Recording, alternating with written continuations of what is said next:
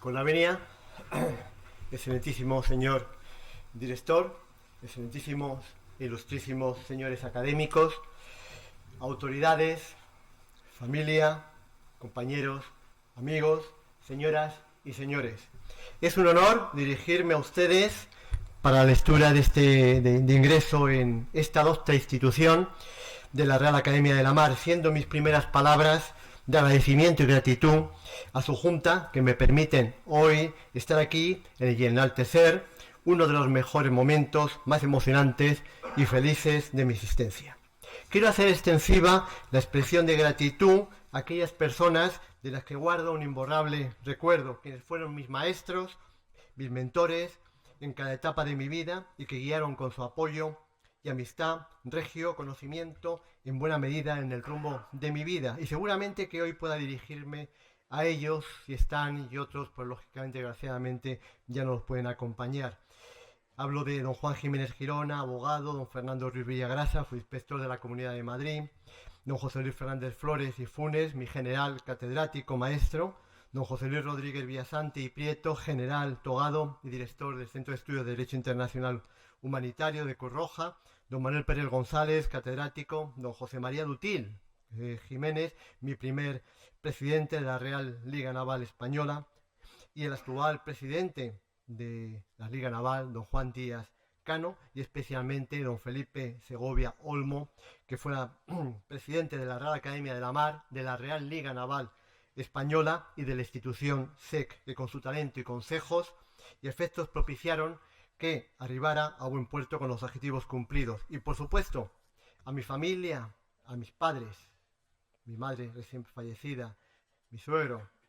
mis hijos, Patricia,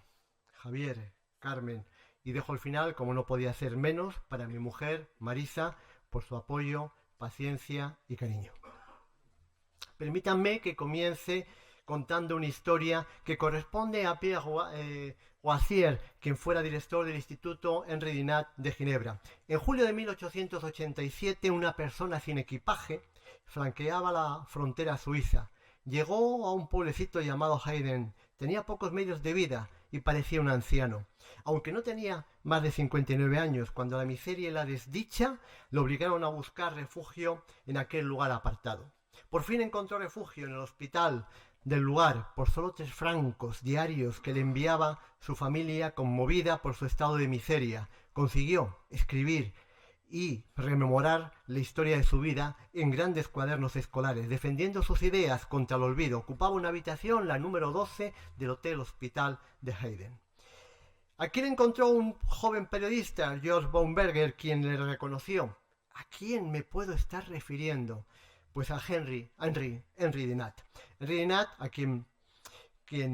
que creían que estaba muerto y había fallecido. El fundador de la Cruz Roja, nacido el 8 de mayo de 1828 en Ginebra, en el seno de una familia de la alta burguesía. Este hombre tenía grandes inquietudes que le llevaron a recorrer el mundo, especialmente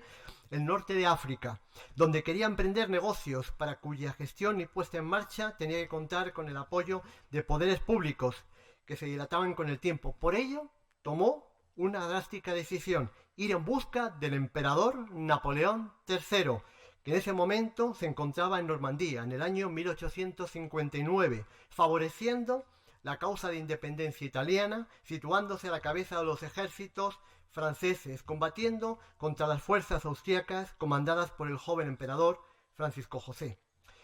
El 24 de junio del mismo año, cuando Dinat llega a aquellas regiones azotadas por la guerra y en las proximidades de Solferino, entrando al anochecer en Castiglione, observa amontonados los heridos llegados desde el campo de batalla. 9.000 de ellos están por las calles, en las plazas, en las iglesias, completamente abandonados, sin atención alguna, confiados a su suerte. Es el horror de la guerra. Dinat se esforzaba en prestar ayuda, curando como podía a los heridos, mezclados en cualquier manera en el suelo. Consiguió que algunas mujeres del lugar le prestasen apoyo. Oía a los heridos sin cesar, lamentarse de que habían peleado bien y que después se les abandonaba. Solo había 6 médicos militares franceses para prestar la asistencia a 9.000 heridos en Castiglione. y esto era lo habitual, constituyendo uno de los horrores principales de las batallas, puesto que los servicios sanitarios de los ejércitos eran casi inexistentes. El viaje de Henri Dunant, en su aspecto empresarial, fue un fracaso. La entrevista con Napoleón III no tuvo lugar, pero la experiencia vivida hace que a su regreso a Ginebra escriba un libro titulado Recuerdo de Solferino. Una obra maestra cuyo fin era mostrar lo que había vivido, lo odioso de movilizar a los soldados, exponiéndolos a 1000 peligros para dejarlos después a morir cuando el fuego del enemigo los pusiera fuera de combate. Y hace un gran llamamiento a la opinión pública, proponiendo propuestas concretas, consiguiendo que en febrero de 1863 se crease un comité integrado por solo 5 personas, entre ellas el propio Dunant, que dio lugar al Comité Internacional de la Cruz Roja, el CICR. En ese comité se concertó un plan de acción para que se organizasen sociedades que dispusieran, ya en tiempo de paz, de socorristas voluntarios formados por ellas, con la intención de que en caso de sobrevivir una guerra, tales sociedades acudiesen al teatro de operaciones para secundar a los servicios de sanidad de los ejércitos respectivos. Por fin, en Ginebra, en octubre de 1863, se celebra la primera conferencia internacional de la Cruz Roja, que resulta un gran éxito. El 29 de octubre de 1863 nace la Cruz Roja y se proclama la neutralización que pedía Henri Dunant para tiempos de guerra, destinada a las ambulancias, aunque posteriormente se ampliaría a los medios de transporte sanitario como los barcos hospitales y aeronaves sanitarias y a los hospitales militares, con el propósito de que fueran igualmente admitidas por las naciones beligerantes, para el personal también sanitario oficial, para los enfermeros voluntarios, para los habitantes del país que acudían a socorrer a los heridos y para los propios heridos. Un año después tiene lugar la conferencia diplomática de 1864, por lo que se aprueba el primer convenio de Ginebra de 22 de agosto de ese año, para la mejora de la suerte de los militares heridos en los ejércitos en campaña, firmado por 42 estados, y se alumbra el nacimiento del derecho internacional humanitario. Se adoptó una bandera distintiva y uniforme para los hospitales, ambulancias y evacuaciones que irían acompañadas de la bandera nacional. La bandera y el brazal llevaban cruz roja sobre fondo blanco. Unos meses más tarde del encuentro de Henri Dunant con el joven periodista George Bornbergen, el 8 de mayo de 1896, llegan del mundo entero mensajes de admiración hacia Dunant. El Papa le escribe con su puño y letra, y también lo hacen otras grandes personalidades. Reciben testimonios tangibles de gratitud que merecen de buena parte del mundo. El Parlamento noruego le concede en 1901 el Premio Nobel de la Paz, que es compartido con Frederick Pacy.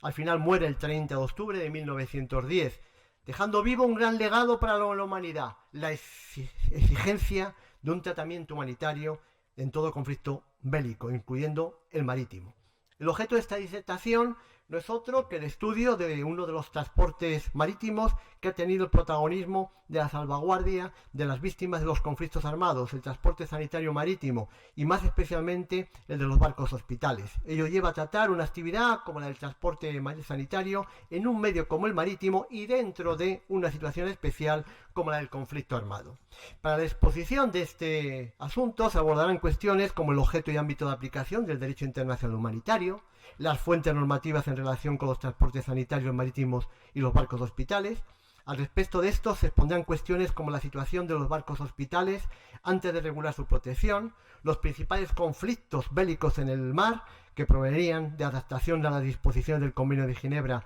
a la guerra marítima y a la situación de los barcos hospitales a partir de 1864, así como la intervención de barcos hospitales en las dos guerras mundiales, durante la Guerra de las Malvinas, en España hasta el siglo XX, en la Guerra Civil Española y en la etapa actual. El objeto y ámbito de aplicación del derecho internacional humanitario. La guerra, como todos podemos pensar, supone una situación execrable, que toda la sociedad desearía eludir, pero constituye, por el contrario, una realidad constante en el devenir histórico de las relaciones humanas. La regulación jurídica de la guerra, como señala quien fuera mi maestro, el profesor y general togado Fernández Flores, tiene orígenes relativamente modernos. no debiendo negar que las leyes y los usos de la guerra son en gran parte las reglas mismas del derecho internacional aplicable a los conflictos armados. Por otra parte, el principio fundamental del derecho internacional humanitario resulta de un compromiso entre dos conceptos contrarios, la humanidad y la necesidad. Siguiendo las líneas del estudio de Jean Piaget, se entiende que el derecho internacional humanitario, en sentido amplio, está constituido por el conjunto de disposiciones internacionales de origen convencional y constitucionarias donde los conflictos armados, bien internacionales o no, garantizan el respeto de la persona humana y su desarrollo. Por tanto, se puede señalar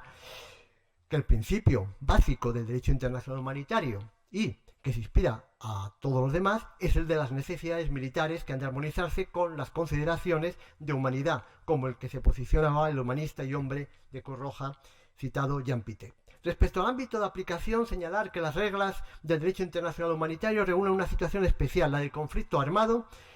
y a diferencia de las normas generales del derecho internacional, y por ello es determinante su ámbito de aplicación, ya que únicamente rigen cuando producen los presupuestos previstos en las normas internacionales humanitarias, como así establecía el general consejero de Togado, José Luis Rodríguez Villasanti Prieto, quien fuera director del CEDIT, de Cruz Roja, en el documento de trabajo en el Centro Superior de Estudios de Defensa del CCDEN, sobre la asistencia de salud en peligros en marzo de 2018. Las fuentes normativas en relación con los transportes sanitarios marítimos. En la formación del derecho de los conflictos armados, también llamado derecho de la guerra o derecho de Ginebra, se han distinguido dos épocas, una correspondiente a la del tipo constitucionario, en la que una serie de prácticas más o menos observadas y producto del tiempo llegan a ser consideradas como obligatorias para todos los estados que toman parte en un conflicto bélico, y otra, la de que se debe calificar de normativa convencional, en la que los estados concretan un conjunto de tratados que, una vez son concreción de las costumbres y otras introducen reglas nuevas de aceptación virtualmente universal.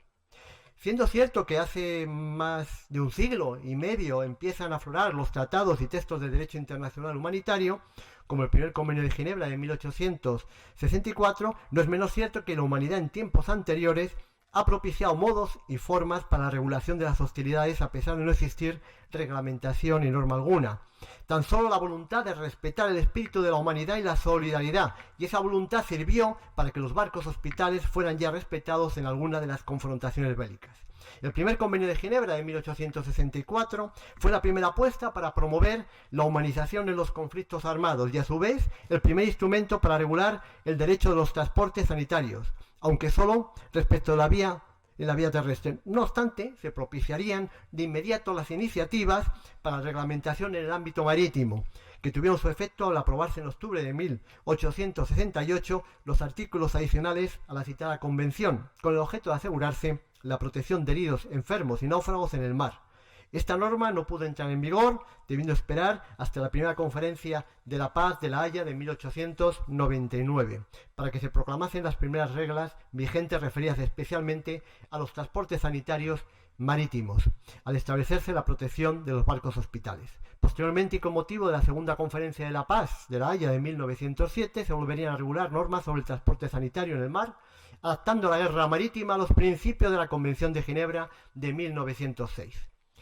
En estas convenciones de 1899 y 1907 se distinguen entre barcos hospitales militares y los barcos hospitales equipados por sociedades de socorro oficialmente reconocidas, y para los que según su carácter se regulan los requisitos que deben reunir unos y otros, así como su condición jurídica. La protección dispensada a los barcos hospitales se fundamenta en la misión humanitaria que se les encomienda, ajena a toda finalidad militar. Por ello, tiene su límite en la misma razón en la que se basa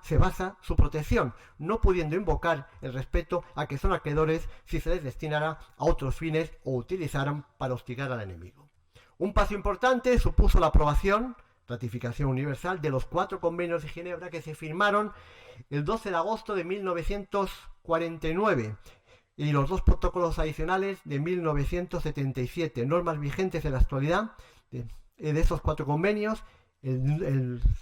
segundo, es el diseñado para aliviar la suerte que corren los heridos en el mar, heridos en los enfermos y náufragos de las Fuerzas Armadas en el mar, denominado marítimo, que ahora paso a analizar. En el mismo se define el barco hospital como aquel que está construido o adaptado especialmente y únicamente para llevar auxilios a los heridos, enfermos y náufragos o para transportarlos y atenderlos.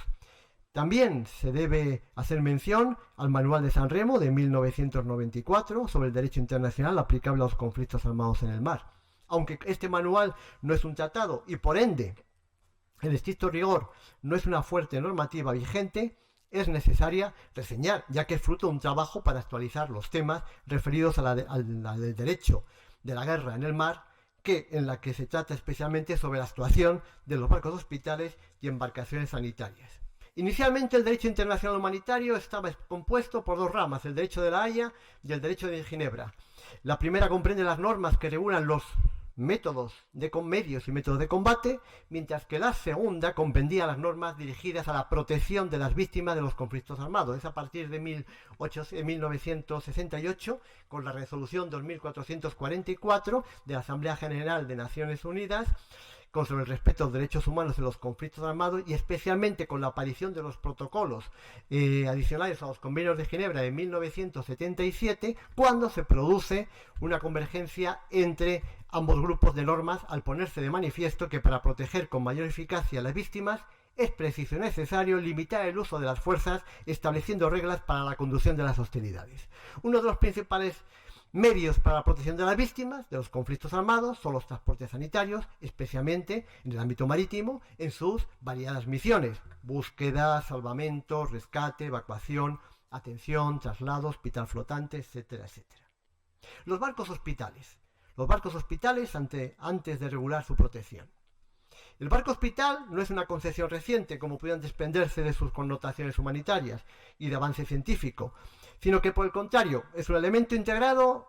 en la guerra naval desde antiguo. Su incorporación a los conflictos marítimos por primera vez, precisan en nuestro país, fue en ocasión de las grandes expediciones del siglo XVI y de las batallas contra Inglaterra. Aunque la verdadera naturaleza de estos barcos hospitales consistía en el transporte del personal y material preciso para el despliegue en tierra de un hospital de campaña. Al comienzo del siglo XIX era normal que estas embarcaciones sanitarias se encontraban equipadas militarmente con cañones, con tripulación perfectamente pertrechada, al igual que los buques mercantes, lo cual se debía que los piratas no dudaban en atacarlas. Por otra parte, dichas embarcaciones no se distinguían por señal alguna. En la guerra de Crimea, en 1854-1856, aparecen los buques con propulsión de máquinas a vapor, empleándose para la evacuación de heridos de grandes barcos de guerra a vela. En estos barcos de vapor faltaba toda instalación, asistencia y tratamiento sanitario. Y en ellos se asignaban los heridos, enfermos, solamente a los heridos trasladados por barco durante el primer año en esta guerra, que arrojaban una cifra, fíjense, de 100.000 soldados, entre franceses e ingleses. En la guerra de secesión americana, 1860-1865, se convirtieron en barcos hospitales 25 mercantes. El Charles McDougall, que transportó en 81 viajes a 23.700 heridos y enfermos, el General Warner de 3.655 heridos en 28 viajes. En la guerra de Abisinia, 1867, los ingleses utilizaron 3 barcos mercantes transformados en barcos hospitales, con capacidad entre los 3 para acoger a 700 hombres. Los principales conflictos en la mar que proveían de la adaptación de las disposiciones del Convenio de Ginebra a la guerra marítima y la actuación de los barcos hospitales a partir de 1864. Además de los barcos hospitales indicados durante la campaña de China en 1856, la guerra de secesión americana, 1860-1865, y la guerra de Abisinia en 1867, hubo otras confrontaciones que evidenciaban la necesidad de una regulación sobre el transporte sanitario marítimo en los conflictos bélicos en el mar. Ejemplo de ello fue la batalla de Lissa, la cual evidenciaría la necesidad de extender a la guerra marítima las disposiciones de los convenios de la Convención de Ginebra. Tuvo lugar a la altura de la costa dálmata, no lejos de la isla de Lissa, el 20 de julio de 1866, con la confrontación bélica de las flotas italiana y austriaca. A pesar de no haber norma escrita, el almirante austriaco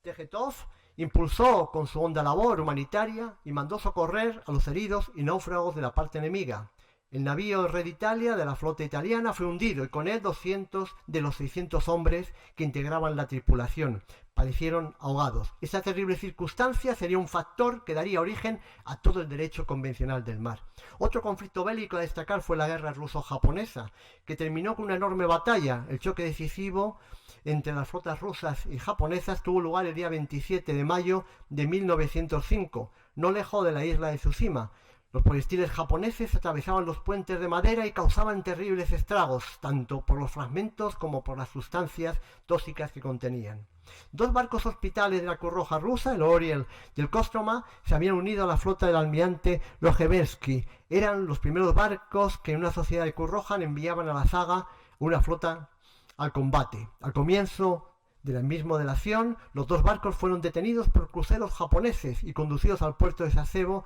donde permanecieron más de 15 días. La Cruz Roja protestó enérgicamente por esa medida, lamentablemente sin resultado. La batalla de Jutlandia, que tuvo lugar el 16 de mayo de 1916, una de las más importantes por los efectos del resultado de ese conflicto, fue el mayor enfrentamiento naval entre buques de superficie durante el siglo XX. En ella se enfrentan la flota de alta mar de las dos principales potencias en guerra, Alemania e Inglaterra. En total de fuerzas de la gran flota eran de unos 60.000 hombres. En este encuentro los británicos perdieron 14 barcos, con 6.100 fallecidos, siendo el número de heridos de 674. Los alemanes perdieron 11 barcos, con 2.551 baja y 507 heridos.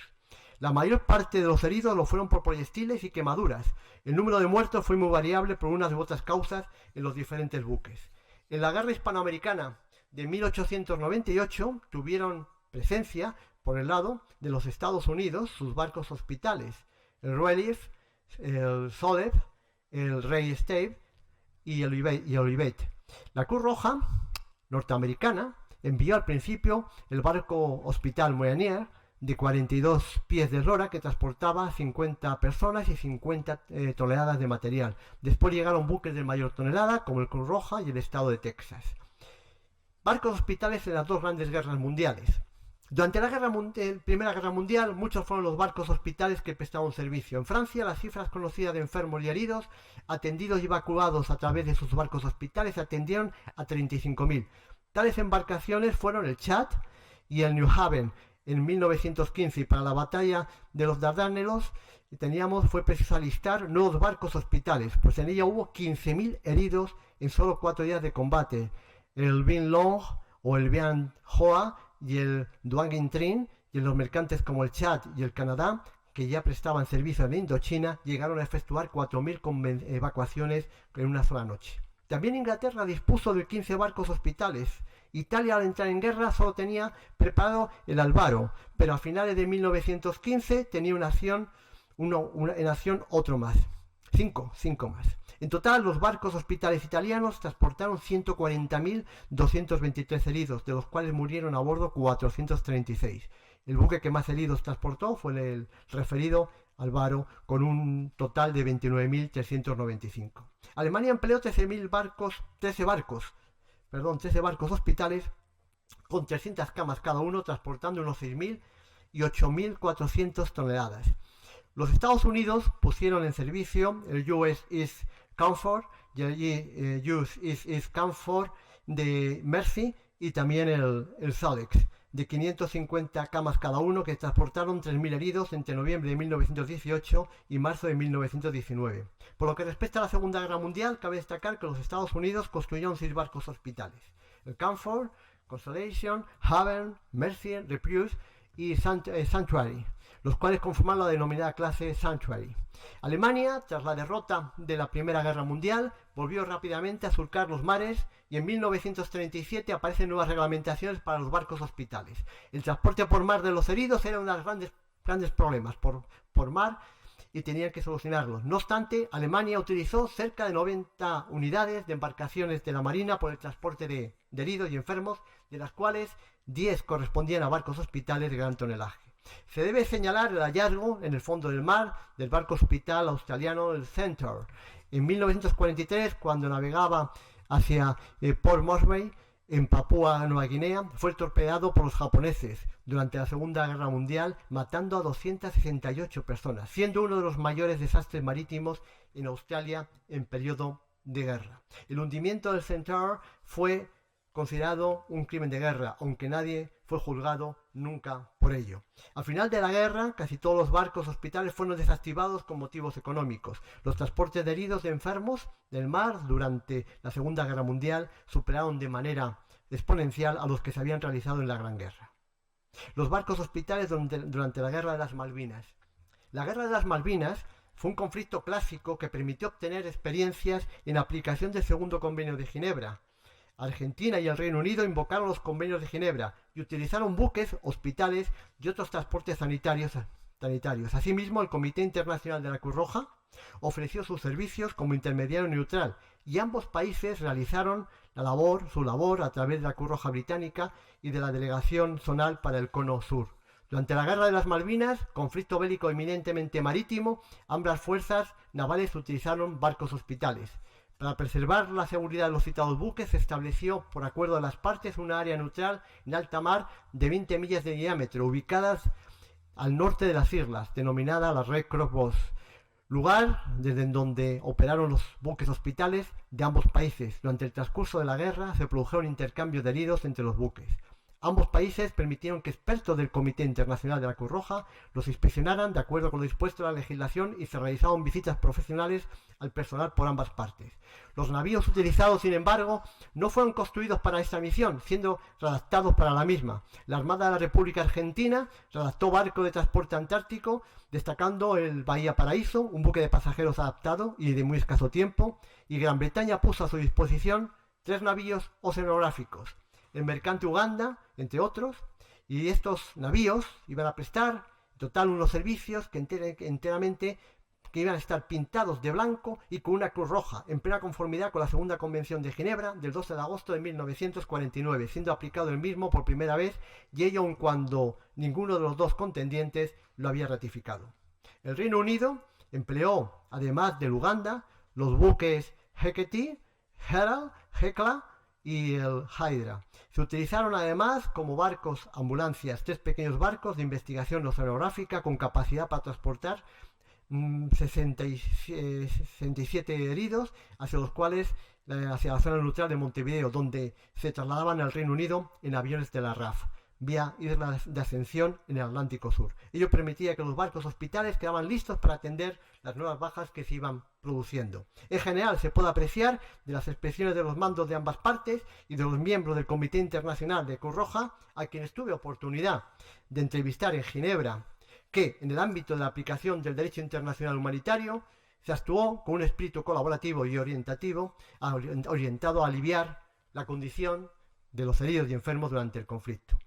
Barcos hospitales en otros conflictos tras la Segunda Guerra Mundial. Durante el conflicto del Golfo Pérsico de 1991, los Estados Unidos de América contaron con el USNS Mercy, también el USN Comfort, ambos viejos petroleros transformados en barcos hospitales, este último de 272,50 metros de eslora, autonomía de 13.420 millas, velocidad de 17,50 nudos y una plataforma para helicópteros, personal médico y de enfermería de 1.162 efectivos y tiene una capacidad de 1.000 camas. Una cruz roja que aparece pintada sobre cada uno de sus flancos con una altura de 8,23 metros. Durante este siglo también destacan misiones humanitarias entre las acometidas en el sureste asiático, Angola, Ghana, Yemen del Norte, Madagascar, Mozambique, etc. En ellas tiene participación diversos barcos hospitales como el Helgoland de 150 camas, una eslora de 90 metros, velocidad de 18 nudos, dotado con todo el material quirúrgico y médico necesario. Buque este que en 1966 el gobierno de Alemania federal pone a disposición de la Cruz Roja alemana. Por su parte, el Flora, puesto en servicio por la Cruz Roja de Alemania Federal en 1979, portaba elementos prefabricados con los que podía construirse un hospital de campaña de 210 camas. El barco hospital Her Majesty Ship Britannia destaca por hallarse dotado de una plataforma de despegue y aterrizaje de helicópteros. El coste que entrañaba un buque equipado permanentemente como el barco hospital iba a hacer que los países prefirieran dotar a navíos de transporte con determinadas condiciones para su transporte en barco hospital. los barcos hospitales en España hasta el siglo XX, en la Guerra Civil y en la etapa actual.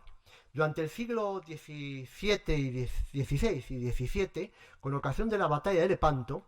la conquista de Túnez, las jornadas de las terceras o empresas de Inglaterra, se dispuso de varias urcas en las que viajaba el hospital como una formación de apoyo sanitario concebido para ser desplegado en la zona de operaciones, que podían tener adscritos a más de 100 profesionales entre médicos, cirujanos, barberos y oficiales encargados de tareas logísticas, y que contaba con tiendas de campaña, camas y botica. Fueron urcas alistadas con este fin en las jornadas de Inglaterra, la Casa de la Paz Grande y San Pedro el Mayor. En el siglo XVIII, y en la escuadra que bajo el mando del duque de Griñón reconquistó Menorca en 1782, hubo dos barcos que dispusieron de camas para acoger las bajas: el San José, con capacidad para 204 camas, y el Joven Juana, con capacidad para 123. En 1775, con ocasión de la expedición Argel, se habilitó la urca Santa Ana. Es precisamente en nuestro país en el que tiene lugar la primera manifestación de ayuda a los heridos en el ámbito marítimo, como consecuencia de los trabajos y desvelos de Ridinat, con la primera ambulancia marítima, de nombre Buenaventura, que surcó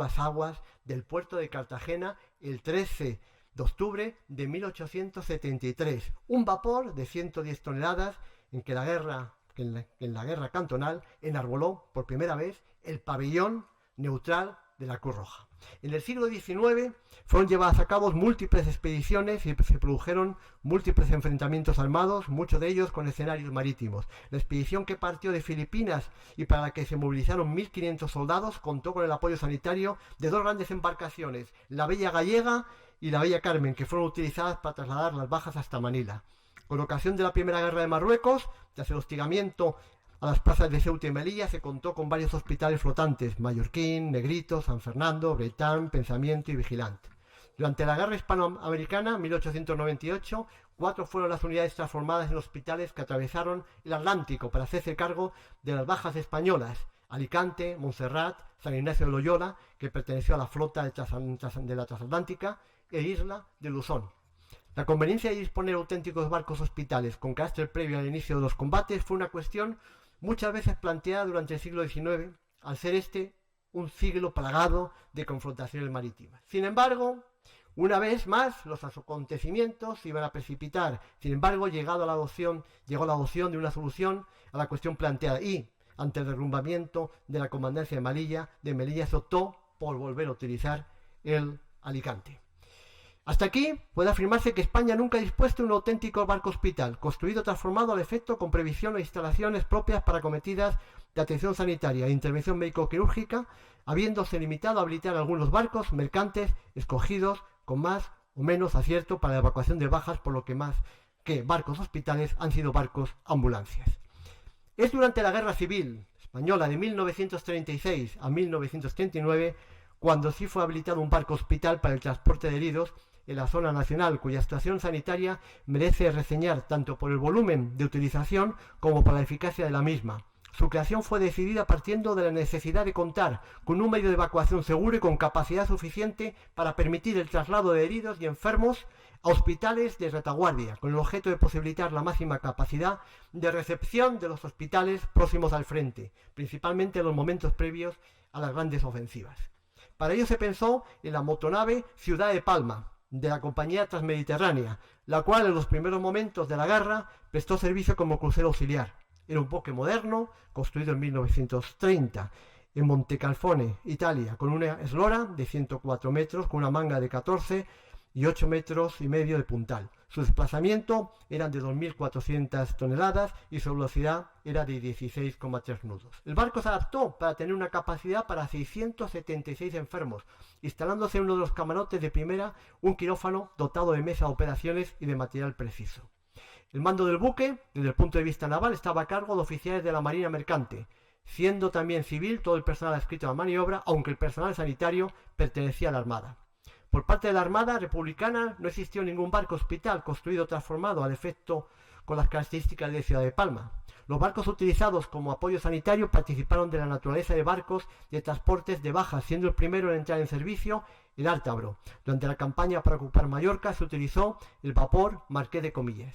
Posteriormente, España no ha llevado a efecto la construcción de ningún barco hospital ni cuenta en la actualidad con ninguno que figure en la lista oficial de buques de la Armada. No obstante, sí se han construido diversos buques que, sin querer el destino de un barco hospital, sino de guerra, han servido también para fines sanitarios, que en conflictos armados, como en cooperación, en catástrofe o ayuda humanitaria. En esta situación ha sido imprescindible disponer de instalaciones y equipos médicos capaces de ser integrados con el menor tiempo posible a bordo de los buques. Además, esta capacidad sanitaria de apoyo a un despliegue naval debe ser acorde con esas características de la fuerza naval, la zona de actuación, el tipo de misión y la clase de amenaza. La Armada Española dispone, como ejemplo, el buque de asalto anfibio L-51, Galicia, de 160 metros de eslora y 25 de manga y 13.000 toneladas, que cuenta con una enfermería y un hospital. Está diseñado para transportar tropas y vehículos y ha participado en varios despliegues internacionales, como en Centroamérica en 1999, la Operación Chapapote 2002 y 2003, Irak 2003, Indonesia 2005, Líbano 2006 y Operación Atalanta en 2010, 11 y 2015. Otro buque es el L-61, Juan Carlos I, el tipo de asalto anfibio dotado del 10 de marzo del 2008 y es el de mayor tamaño y tonelaje que haya tenido la Armada Española en toda su historia. Cuenta con unas instalaciones sanitarias con capacidad de role 2 de 580 metros cuadrados que permite realizar a bordo el diagnóstico, tratamiento quirúrgico y hospitalización.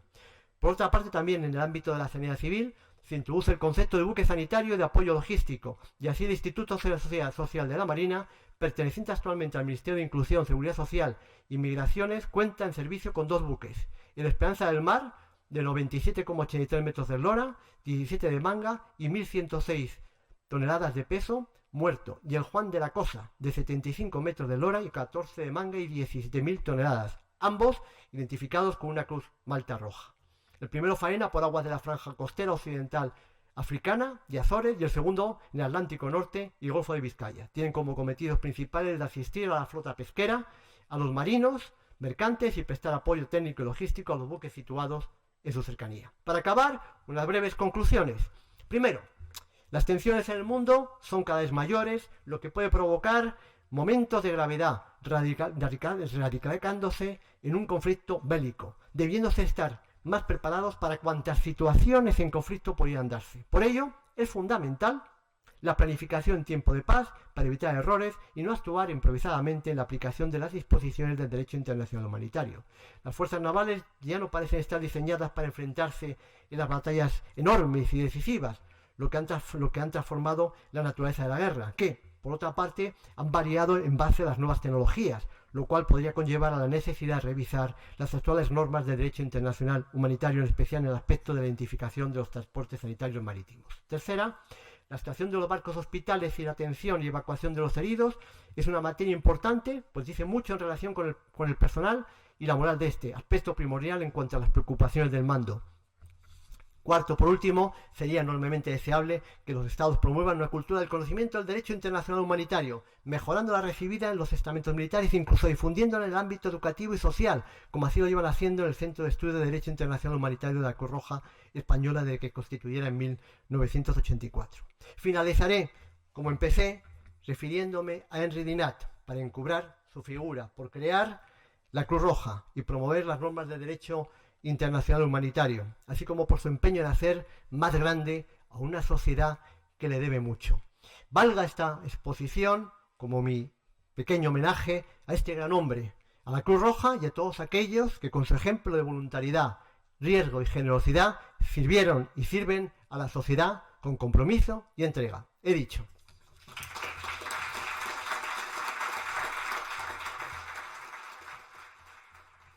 Excelentísimo señor director de la Real Academia de la Mar, excelentísimos e ilustrísimos señoras y señores académicos, excelentísimas autoridades, Marisa, señoras y señores. Tengo el honor de contestar en nombre de la Real Academia de la Mar al discurso formal de ingreso del profesor doctor don Francisco Javier Arogán Cánovas, relevante y feliz acontecimiento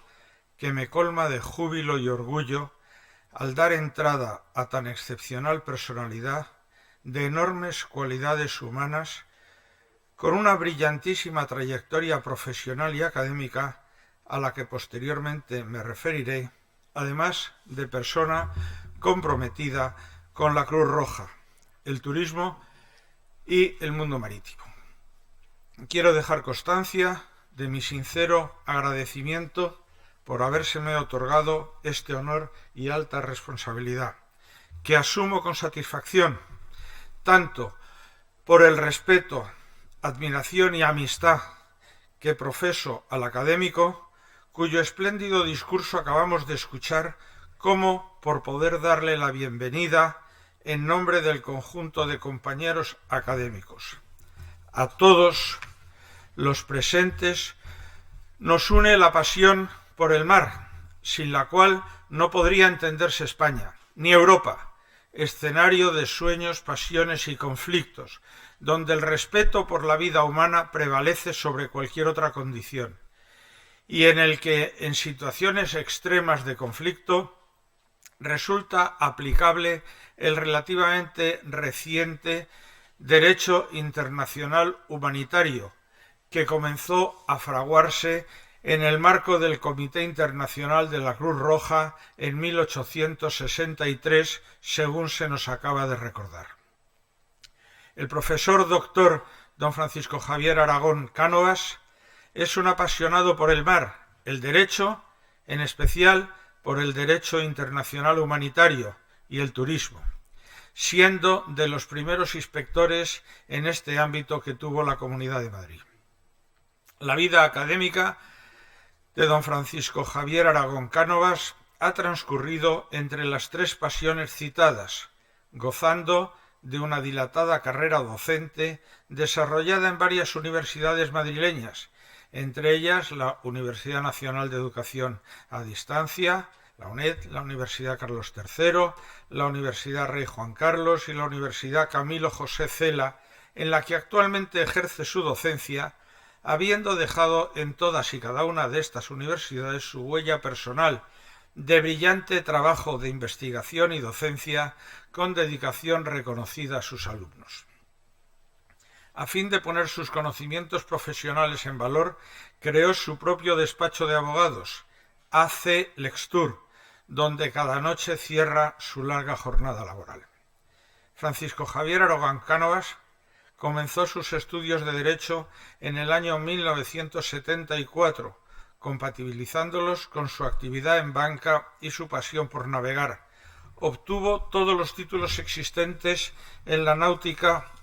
de recreo: patrón a motor de segunda, de primera, de vela, patrón de litoral, patrón de yate y finalmente capitán de yate. Su pasión por la movilidad por tierra, mar y aire le condujo a obtener también la titulación de piloto privado de aviación. En el mundo del motor llegó a competir en varios campeonatos de España de motocross. Acabada su licenciatura y tras solicitar una excedencia en la banca, ejerció durante años la abogacía, iniciándose de la mano del que fuera su primer mentor y reputado abogado, don Juan Jiménez Girona, compatibilizándolo con la gestión y dirección de las empresas familiares. Tras su ingreso en la Administración Pública, estuvo asignado a la Dirección General de Turismo de la Comunidad de Madrid, asumiendo diversas responsabilidades: inspector, llegando a ocupar la jefatura de la sección de inspección, instructor de procedimientos sancionadores, dirección de actos de conciliación, miembro de la mesa del diálogo, responsable de la formación y relaciones con las universidades, ponente y coordinador de cursos del Instituto Madrileño de Administración Pública, responsable de la promoción turística de la Comunidad de Madrid, adjunto a la Dirección General y vocal del Consejo de los Sitios Históricos de Aranjuez de la Comunidad de Madrid. Siempre le ha quedado el gran recuerdo de muchos de sus compañeros, pero en especial con quien le introdujo en el conocimiento de la actividad turística y de la actuación inspectora, don Fernando Ruiz Villagrasa. Esta etapa,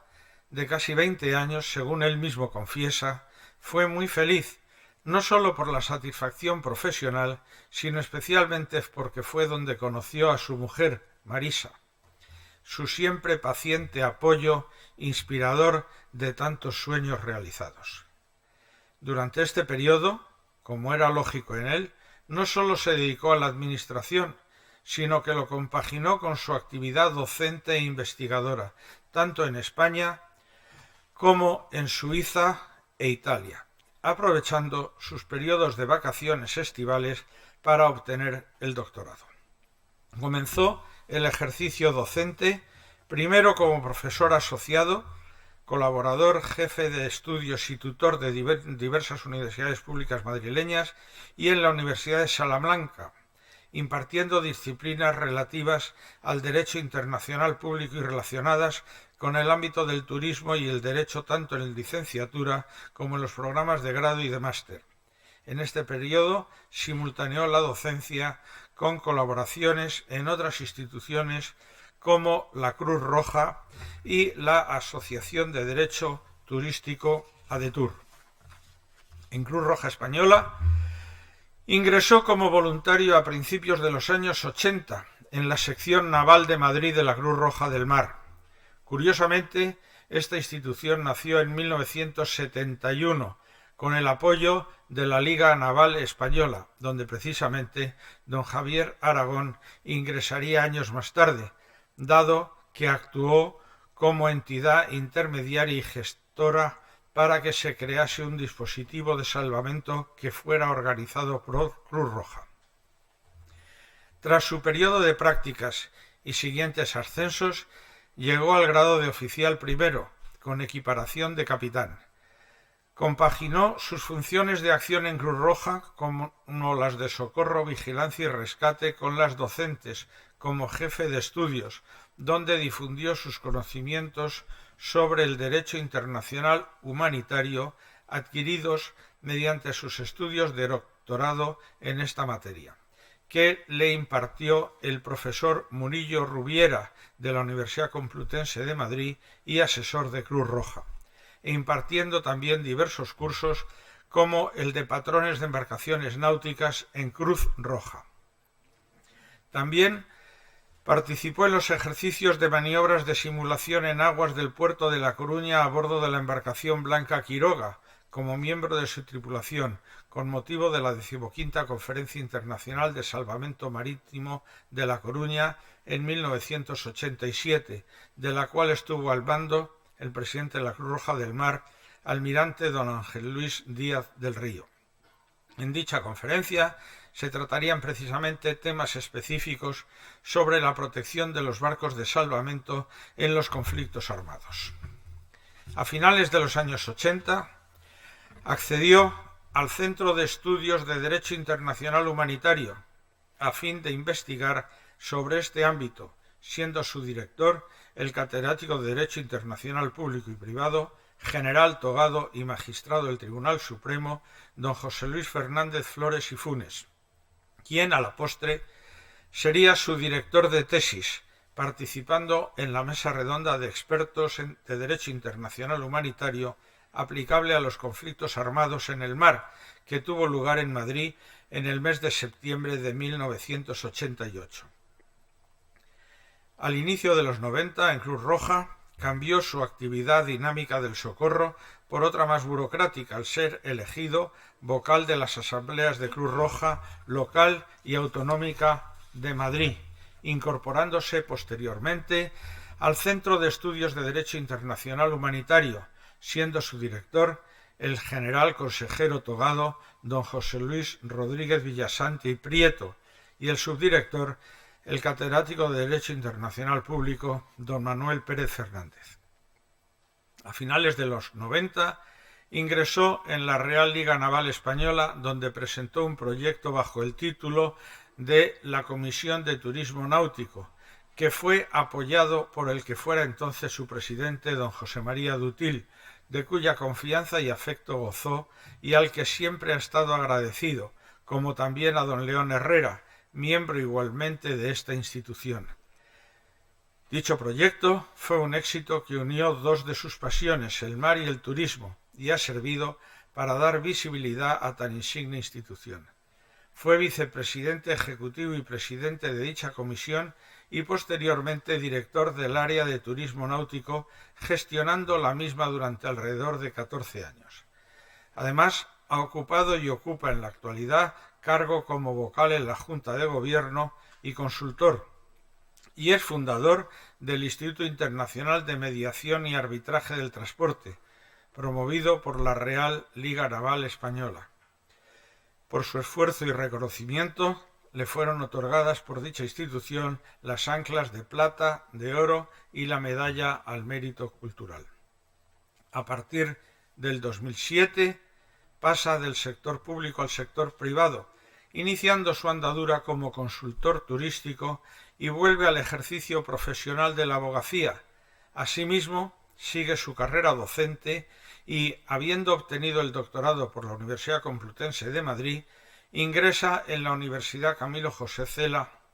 donde impartirá materias de turismo en la diplomatura y grado de turismo, de Derecho Internacional Público en el grado de Derecho y en el máster de acceso a la abogacía, además de otras materias en el ámbito del derecho, ADE y del transporte.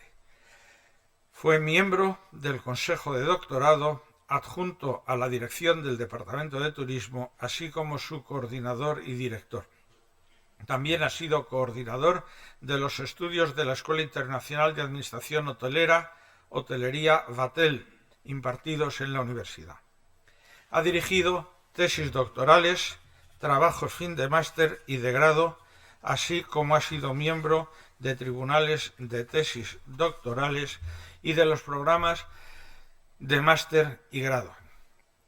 Ha dirigido diferentes proyectos de investigación, publicaciones de libros y artículos científicos, organización de foros y también ha impartido innumerables conferencias a nivel nacional e internacional. Actualmente, en la Universidad Camilo José Cela, es profesor del grado de Transporte y la Logística de la Facultad de Tecnología y Ciencia, director del Grupo de Investigación de Turismo, Ocio y Medio Ambiente, Gituroma, director del Foro UCJC de Hostelería y Turismo y First Member del Consejo Asesor de la Cátedra de la Mar, almirante Fernando Pul Pérez Pardo. Cátedra desde la que ha organizado diversas singladuras en su buque escuela, la goleta Cervantes Saavedra, en la que ocupó el cargo como director durante cerca de 10 años. Está acreditado como profesor contratado doctor y profesor doctor de universidad privada.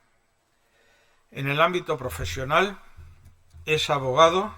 asesor externo de turismo y colaborador en la administración pública y entidades privadas, árbitro de la Corte Arbitral del Ilustre Colegio de Abogados de Madrid, árbitro y mediador del Instituto Internacional de Mediación y Arbitraje del Transporte, del que fue fundador,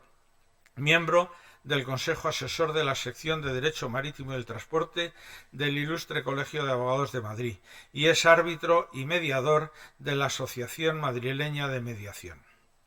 En el ámbito asociativo es vocal de la Junta de Gobierno de la Real Liga Naval Española y de la Junta Directiva de la Asociación Española de Profesionales de Turismo. Es secretario del Departamento de Marina Deportiva de la Real Academia de la Mar. Es coordinador del Grupo de Trabajo de Hostelería de la Asociación Española de Expertos Científicos en Turismo, miembro de la Sociedad Geográfica de Lisboa, del Instituto Balear de la Historia, de la Real Asociación de Caballeros del Monasterio de Yuste y de la Real Asamblea de Capitanes de Yate, la cual le concedió hace algo más de 2 meses en la ciudad de Santander la medalla al mérito Pro Marina de Recreo.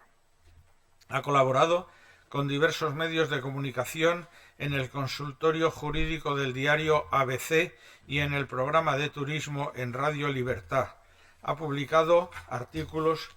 en varios diarios y semanarios y ha sido entrevistado en diversos medios de comunicación, prensa escrita, radio y televisión. Es oficial auditor honorífico de la Reserva Militar Voluntaria del Ministerio de Defensa, habiendo estado adscrito al Cuartel General de la Armada. En definitiva, Javier Aragón es una persona con grandes méritos, con un tremendo carisma, que se ha ganado el respeto y el cariño de todas las personas que le tratan y de las instituciones por donde pasa. Podemos estar orgullosos, como académicos, de contar con su presencia y colaboración. Durante su discurso de ingreso en esta Real Academia de la Mar, nos ha trasladado la necesidad de limitar los sufrimientos causados por los conflictos armados, para lo que nació un instrumento normativo, el derecho internacional humanitario. Nos ha presentado en su introducción a su inspirador y fundador de la Cruz Roja, André Dunant, destacando su figura como defensor del concepto de neutralidad en el deber de socorro a los desfavorecidos en las contiendas, con independencia de la bandera que les ampare. Desde la óptica de su dilatada experiencia al servicio de la Cruz Roja y sus actividades en el mar, su formación y ejercicio profesional como abogado, que junto a su dilatada experiencia docente nos ha permitido profundizar en el conocimiento y fuentes del derecho internacional humanitario, en particular en su aplicación durante los conflictos armados en el mar a lo largo de la historia. Nos ha recordado que los conflictos bélicos también han ocupado el espacio marítimo y que la exigencia de un tratamiento humanitario a los combatientes se ha extendido al medio marino, incluyendo el transporte sanitario. Nos ha señalado que se ha regulado tanto la protección a las víctimas del conflicto, los acuerdos de Ginebra, como los medios y métodos de enfrentamiento, acuerdos de La Haya, surgiendo una convergencia entre ambos derechos a partir de la resolución 2444 de la Asamblea General de las Naciones Unidas y de la aprobación de los protocolos adicionales de 1977, siendo uno de los medios para la protección de víctimas en los conflictos armados, los transportes sanitarios, su especialidad. Los barcos hospitales, como medio de transporte sanitario en los conflictos armados, han sido objeto de detallado análisis durante su disertación, descubriéndonos, en primer lugar, que los mismos son un elemento muy antiguo, integrado en la guerra naval. También ha tratado minuciosamente varios ejemplos de conflictos bélicos que evidenciaron la necesidad de adaptar el derecho de Ginebra a la guerra marítima, con especial atención a las dos fases de la guerra europea del siglo XX,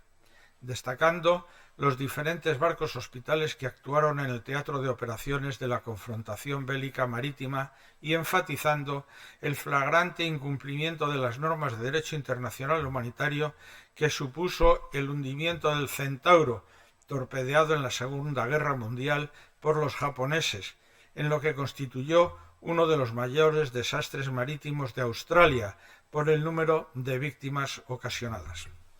El profesor Aragón también ha analizado acertadamente el conflicto bélico evidentemente marítimo que supuso la denominada Guerra de las Malvinas entre el Reino Unido y la República Argentina, donde se acordó y respetó una zona denominada Red Cross Box, en la que operaron con seguridad los buques hospital de ambos países en conflicto, cumpliéndose en este caso por primera vez y escrupulosamente la aplicación del segundo Convenio de Ginebra de 1949. Esta conclusión no solo ha sido conocida a través de las fuentes documentales consultadas por el profesor Aragón, sino que ha podido ser contrastada personalmente por los propios protagonistas observatorios del Comité Internacional de la Cruz Roja enviados para este conflicto. Don Francisco Javier Aragón Cánovas ha destacado igualmente la existencia en la Armada Española, ya desde la batalla de Lepanto en 1571, de urcas en las que se transportaban los elementos necesarios para desplegar todo un hospital de sangre en la zona de operaciones. Nos ha puesto en conocimiento que en la reconquista de Menorca en 1782 ya hubo 2 barcos para acoger bajas, y así ha sido desgraciadamente la tradición de la Armada Española en el compromiso con los heridos y náufragos en los conflictos armados, adelantándose al nacimiento de su regulación en el ámbito del derecho internacional humanitario, constituyendo los datos aportados un elemento más para sentirnos orgullosos de ser españoles y de la aportación al ámbito marítimo que nuestros antepasados han hecho. Sin embargo, también ha puesto de manifiesto la ausencia de barcos hospitales construidos específicamente para este fin en los conflictos bélicos del final del siglo XIX y primeros del XX, las guerras de Cuba y de Marruecos, y posteriormente en la guerra civil, en las que se utilizaron buques mercantes transformados. La necesidad de barcos hospitales específicos afloraría precisamente durante estos conflictos, para los que ya se habían planteado las primeras iniciativas de construcción de este tipo de barcos, que finalmente no culminaron. En la actualidad, reseña Javier Aragón, el papel de varios buques de la Armada Española, como el L-51 Galicia y el L-61 Juan Carlos I, que siendo buques de guerra, disponen de importantes instalaciones sanitarias y que han prestado un gran servicio en las diferentes misiones internacionales en las que han participado. Junto a estos, añade otros dos buques hospitales hospocíficos, el Esperanza del Mar y el Juan de la Cosa, pertenecientes al Instituto Social de la Marina, que especialmente asisten a los trabajadores de nuestra flota pesquera que faena fuera de nuestras costas. El ya académico profesor Aragón Cánovas, en unas breves conclusiones, manifiesta la necesidad de la revisión de las actuales normas de derecho internacional humanitario en cuanto a la identificación de los medios de transporte sanitario en el ámbito marítimo, a fin de adecuarse a las nuevas tecnologías y garantizar así una mayor seguridad en su protección. Finalmente, nos anima a profundizar en la cultura y conocimiento del derecho internacional humanitario para que sea difundida con mayor énfasis en los estamentos militares y se promueva en los demás ámbitos civiles, especialmente en los colegios y universidades, como ya lo viene haciendo la Cruz Roja Española. Siguiendo la tradición en los solemnes actos de ingreso en la Academia, corresponde dar la bienvenida al recipiendario, no sin antes felicitar a esta Real Academia por tener entre sus miembros a persona tan preclara, de tanto talento, humanidad y discreción. Y es por ello que en nombre de nuestra Real Academia de la Mar doy la bienvenida en su seno al ilustrísimo profesor doctor don Francisco Javier Aragón Cánovas, cuya trayectoria intelectual y compromiso con el derecho internacional humanitario y el mundo marítimo ha quedado patente y es garantía del permanente enriquecimiento de nuestra grata tarea académica. He dicho.